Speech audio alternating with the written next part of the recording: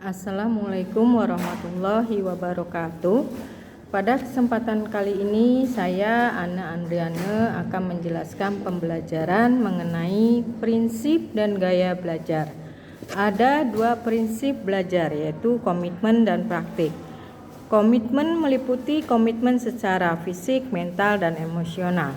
Komitmen secara fisik dilakukan dengan mengadakan waktu khusus untuk belajar tersebut secara fisik dalam mencari bahan-bahan yang harus dipelajari ataupun mencatat hal-hal yang penting yang ditemui dalam belajar.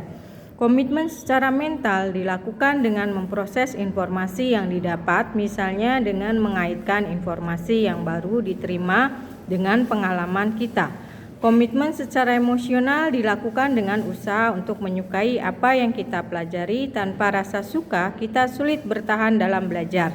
Rasa suka terhadap materi yang dipelajari akan muncul jika kita dapat menggali manfaatnya atau memahami minat tinggi terhadap materi tersebut. Praktik, mempraktikkan pengetahuan dan keterampilan yang kamu pelajari akan memberikan manfaat optimal bagi kita. Tanpa praktik, lama-kelamaan pengetahuan dan keterampilan tersebut akan usang. Gaya belajar. Gaya belajar adalah kebiasaan belajar yang kita miliki. Gaya belajarmu adalah komitmen dari caramu menyerap, mengatur, dan mengolah informasi.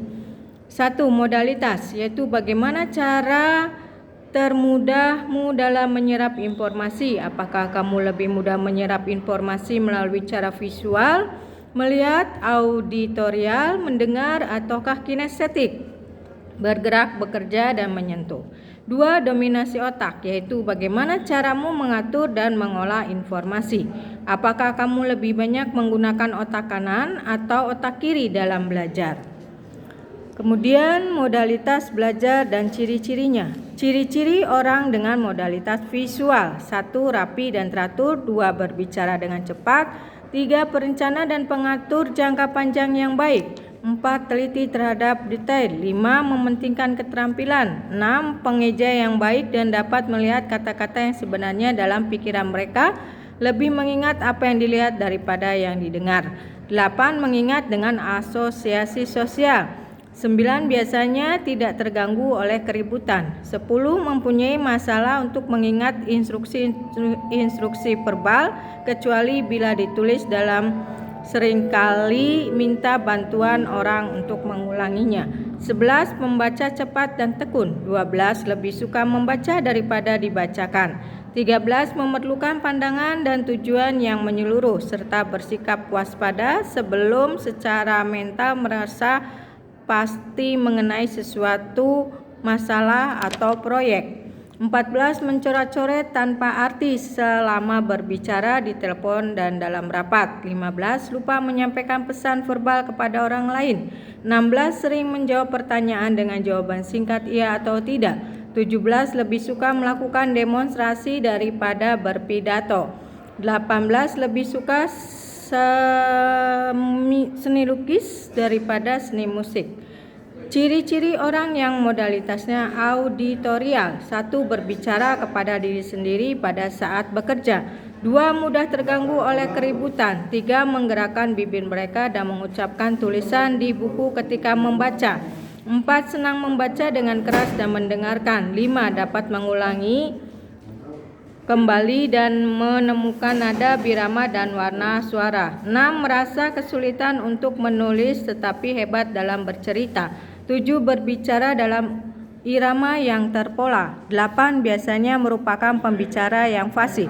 9. Lebih suka seni musik daripada seni lukis. 10. Belajar dengan mendengarkan dan lebih mengingat apa yang didiskusikan daripada yang dilihat.